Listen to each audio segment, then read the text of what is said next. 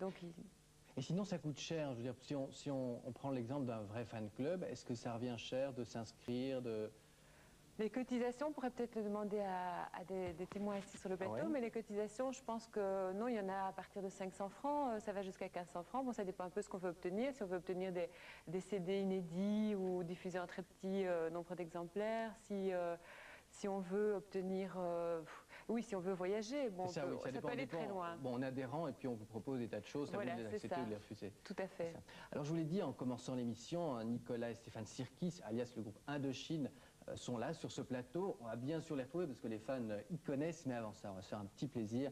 On va regarder quelques images de concert.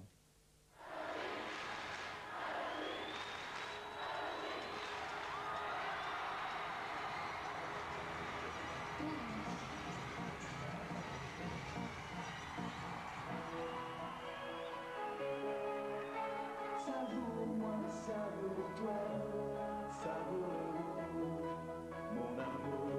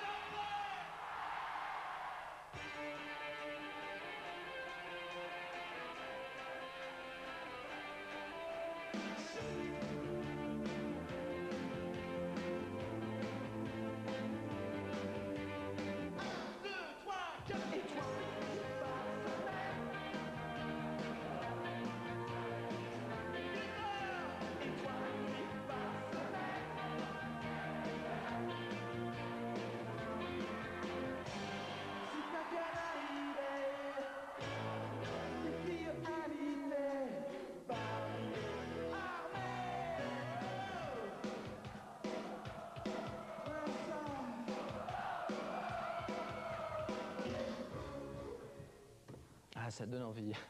Nicolas, Stéphane, ben, c'est très très sympa d'être avec nous dans cette émission ce soir. Alors, vous n'êtes pas venus pour nous parler d'un album live incontournable qui s'appelle Radio Indochine, qui vient de sortir et qu'on trouve partout et que tous les fans vont acheter. C'est vraiment... En plus, là, on les entend bien, les fans, hein, dans les concerts. C'est le but du live, hein. Ouais. Effectivement, je crois que c'est les meilleurs albums des groupes en général, parce que c'est à la fois la récompense de l'artiste qui est sur scène, la participation avec le public, donc il y a tout, il y a l'énergie, la participation, l'émotion, donc Ouais. c'est le but du live, effectivement. Ouais. Alors moi, j'ai envie de vous poser une question. Est-ce que vous êtes ou avez été déjà fan de quelqu'un, Nicolas? Moi, j'étais très fan de Patti Smith, ouais, Ouais. à 16 ans.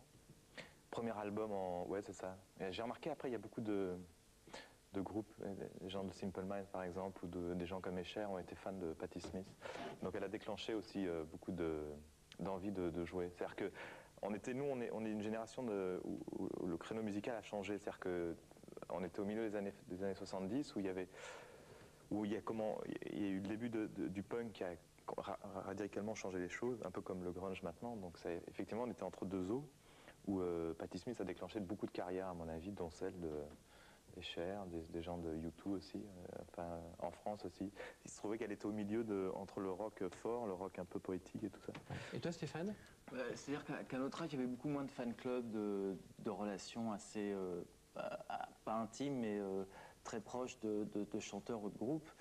Mais on était fan de musique en général, parce que déjà aimer le rock, quand j'étais adolescent, c'était déjà très très spécial, quoi. C'était, bon, il n'y avait que de la variété qui passait à la télé ou autre chose, quoi. Donc aimer le rock, déjà, c'était être fan de quelque chose, quoi. Par contre, maintenant...